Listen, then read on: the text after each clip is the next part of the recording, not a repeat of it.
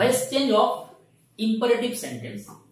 আজকে আমরা ইম্পারেটিভ সেন্টেন্সে ভয়েস চেঞ্জ করব। আচ্ছা, একটা প্রথমে জেনে রাখি যে ইম্পারেটিভ সেন্টেন্স কি জিনিস, ইম্পারেটিভ সেন্টেন্স কাকে বলে। আমরা যদি ডেফিনেশন বলি তাহলে কি দাঁড়াবে, যে যে সেন্টেন্স দ্বারা আদেশ, অনুরোধ, উপদেশ করা হয়। কি করা হয়? এই এগুলো বলিস না চল, অর্ডার, রিকোয়েস্ট, ঠিক আছে, অথবা উপদেশ অর্থাৎ অ্যাডভাইস দেওয়া হয়। কিন্তু আমি যদি এইটুকু বলি যে অনেক সেন্টেন্স থাকে যেটাতে বোঝা যায় না যেটা অ্যাকচুয়ালি আদেশ, উপদেশ না অনুরোধ। হ্যাঁ, অনুরোধ অবশ্য বুঝি যে প্লিজ শব্দটা থাকে, কাইন্ডলি থাকে। আমরা কিন্তু এইভাবে মনে রাখবো না। আমরা ইম্পারেটিভ সেন্টেন্স মনে রাখার কিছু উপায় আছে, কিছু শর্ট ট্রিক্স আছে বা টেকনিক আছে, সেগুলো মাথায় রাখবো। তাহলে প্রথম কথা, ইম্পারেটিভ সেন্টেন্স কিভাবে শুরু হয়, কি দিয়ে শুরু হয় বলতো? প্রথম কথা, ইম্পারেটিভ সেন্টেন্সে সাবজেক্ট থাকে না, এক নাম্বার মাথায় রাখবেন। ডাইরেক্ট কি দিয়ে শুরু হয় বলতো? ডাইরেক্ট কিন্তু ভার্ব দিয়ে শুরু হয়। দেখেন এখানে প্রত্যেকটা সেন্টেন্স কিন্তু ভার্ব দিয়ে শুরু হয়েছিল। ডু, ক্লোজ, ওপেন, রিড, ঠিক আছে। প্রথম কথা, ইম্পারেটিভ সেন্টেন্সে সাবজেক্টটা থাকে না।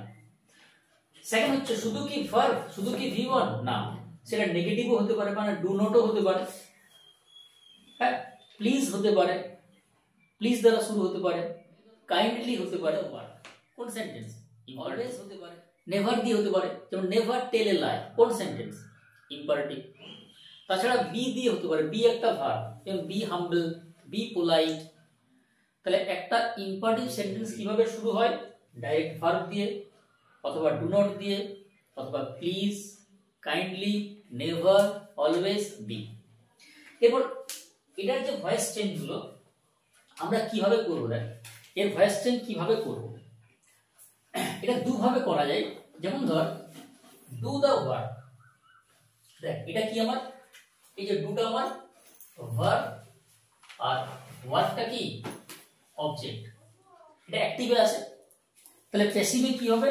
দেখ প্যাসিভের নিয়মটা হচ্ছে তুই প্রথমে কি করবি, লেট করে নিয়ে আসবি কি অবজেক্ট কে, ঠিক আছে, তারপর নিয়ে আসবি একটা বি, তারপরে V3। এটা হচ্ছে আমার স্ট্রাকচার বা নিয়ম, লেট, অবজেক্ট, বি, V3, ঠিক আছে। যেমন ধর আমি যদি বলি যে ডু দ্য ওয়ার্ক, কাজটি করো, তাহলে কি করবি, লেট, দেখ লেট আছে, এরপর অবজেক্ট কোনটা, দ্য ওয়ার্ক, তাহলে late the work, late the work, আচ্ছা এরপর নিয়ে আয় বি, আচ্ছা ডু V1, এর V3 কি হবে, ডান, ডু, ডিড, ডান, তাহলে লেট দ্য ওয়ার্ক, বি কি হবে, ডান, হয়ে গেল, লেট দ্য ওয়ার্ক, বি, ডান, তাহলে কাজটা করা হোক। আচ্ছা এই স্ট্রাকচারটা মাথায় রাখবি। আচ্ছা এটা আরেক ভাবে করা যেতে পারে। আচ্ছা বলতো ডু দ্য ওয়ার্ক এটা কি বোঝাচ্ছে? এটা মানে অর্ডার, রিকোয়েস্ট না অ্যাডভাইস? দেখ কথা হচ্ছে আমরা সাধারণত একটা সেন্টেন্স এটা দেখে কিন্তু মানে আমরা চট করে বলে দিই যে অর্ডার বোঝাচ্ছে, কিন্তু অর্ডার কিন্তু নাও হতে পারে, তাই না? উপদেশও হতে পারে। ধর আমি কাউকে বলছি ভালোর জন্য এই কাজটা কর, উপদেশ হতে পারে। আচ্ছা অনুরোধও হতে পারে। আমরা সাধারণত প্লিজ থাকলে অনুরোধ করি, বুঝতে পারছি বুঝি, প্লিজ থাকলে কি করি, অনুরোধ হয়। বাট প্লিজ না থাকলেও অনেক সময়, যেমন বললাম যে হেল্প মি, এটা কি সেন্টেন্স, ইম্পারেটিভ এবং কি বোঝাচ্ছে, রিকোয়েস্ট বোঝাচ্ছে, তাই না? ফলে এটা আমরা, তুই যদি বলিস যে আমি অর্ডার দিয়ে করবো, সেটা হবে যে you are order to do the work. But এটাকে আমরা আরো ভালোভাবে করতে পারি। কি করতে পারি, লিখে রাখবি, ইউ আর টোল্ড,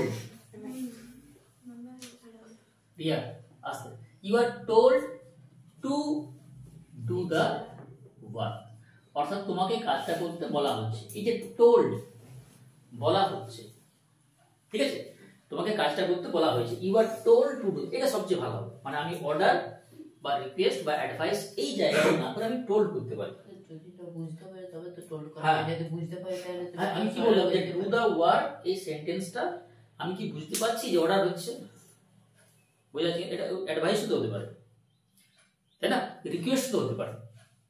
তো সেক্ষেত্রে আমরা যদি অর্ডার করি সেটা ভুল হবে না। তো এটা অনেকভাবে কিন্তু করা যেতে পারে। এই যে ডু দা ওয়ার্ক, এটা প্রথমত তোরা করবি লেট দিয়ে, হ্যাঁ, ইউ আর অর্ডার দিয়েও করতে পারিস, ভুল হবে না। কিন্তু you are order to do the work করতে পারিস, you are advice to do the work করতে পারিস, you are requested to do the ওয়ার্কও করতে পারিস। কিন্তু রিকোয়েস্ট তখনই করবি যখনই কি থাকবে, প্লিজ কথাটি থাকবে, আদারওয়াইজ করিস না। কিন্তু অনেক সময় সেন্টেন্স দেখলে বোঝা যায়, যেমন আমি বললাম না হেল্প মি, হ্যাঁ, তখন হবে যে you are requested to help me. Clear? Supriya, বোঝা গেছে? 14 নম্বর, ক্লোজ দ্য উইন্ডো। তাহলে কি বললাম, let the window be closed, be close. আচ্ছা, প্যাসিভ ভয়েস মানে সবসময় ভিতরি। আচ্ছা, এটা আমি রিকোয়েস্ট দিয়েও করতে পারি। আমি কাউকে জানলাটা খুলতে বলছি, আমি অর্ডার করতে পারি না, হ্যাঁ, আমি কি করব, রিকোয়েস্ট করবো, হ্যাঁ। তাহলে you are requested to close the window, বা আমি টোল্ড দিয়ে বলতে পারি you are told to close the window, বন্ধ করতে হবে, হ্যাঁ, ক্লোজ মানে বন্ধ করা। ওপেন দ্য ডোর, কি হবে, let the door be open. Clear? আচ্ছা, এখান থেকে প্লিজ কাম হিয়ার, এটা কি হবে, আসতে পাবে, কি করছে, প্লিজ কাম হিয়ার, কি হবে, এখানে কিন্তু প্লিজ কথাটি আছে, বলে এটা আমরা করব কি দিয়ে, বল, request, you are requested to come here, ঠিক আছে, তোমাকে অনুরোধ করা হচ্ছে, you are requested to come here, ঠিক আছে, you are requested to come here, কারণ প্লিজ কথাটা থাকলে রিকোয়েস্ট করবি, আদারওয়াইজ দেখে নিবি সেন্টেন্সটা কি বোঝাচ্ছে সেই অনুযায়ী করবি আর কি, ঠিক আছে। যেমন ধর রিড দ্য বুক, বইটি পড়, বল এটা কি করবে অনুপম, এটা কিন্তু 2-3 রকম ভাবে হবে।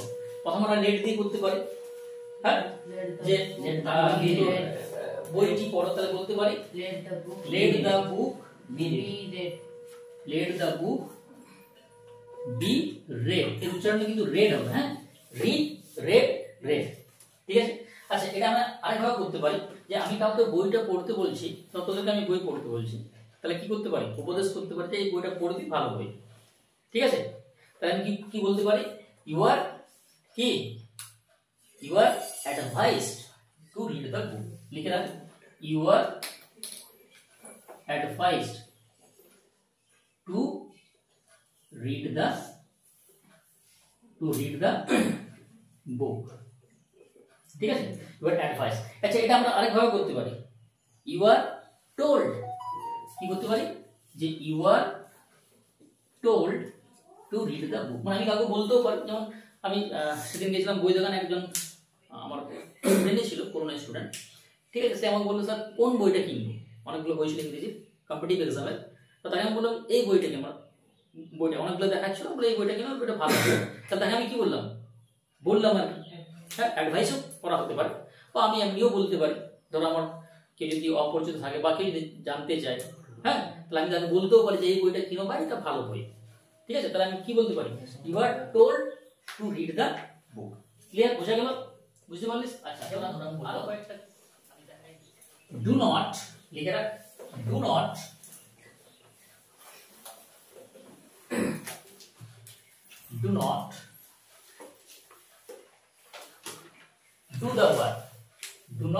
do the work, এখানে দেখ দুটো ডু আছে, এখানে কি আছে রে, do not do the work, এখানে একটা ডু হেল্পিং ভার্ব আর একটা ডু মেন ভার্ব, কোনটা মেন ভার্ব বলতো,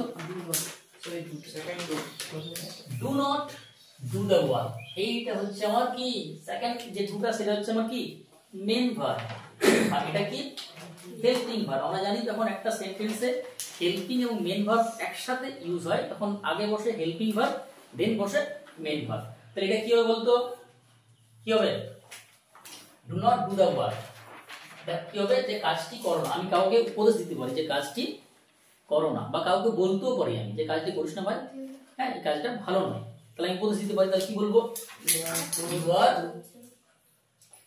advice not to do the work।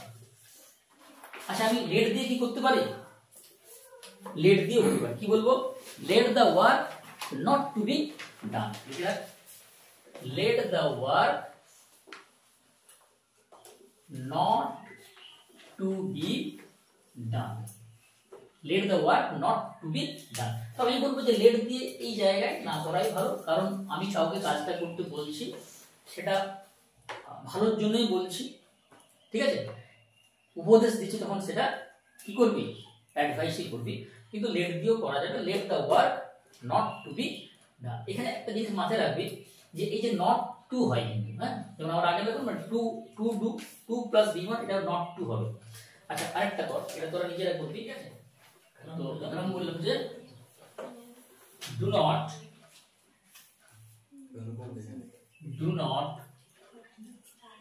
West time on mobile phone, ঠিক আছে। তাহলে কি বলছে যে মোবাইল ফোনে সময় নষ্ট করো না, এই এটা কি করা বোঝাচ্ছে, উপদেশ না আদেশ না রিকোয়েস্ট, দেখ এটা কি বলছে, দেখ এগুলো নির্ভর করে মানে কে বলছে, কিভাবে বলছে আর কি, তাই না। যখন দেখবে কোনো মালিক কোনো চাকরকে, অর্থাৎ কোনো ওনার মালিক যখন তার সার্ভেন্টকে বলে, তখন কিন্তু অর্ডার করে বলে, এই এটা কর, এই এখানে যা, ঠিক আছে।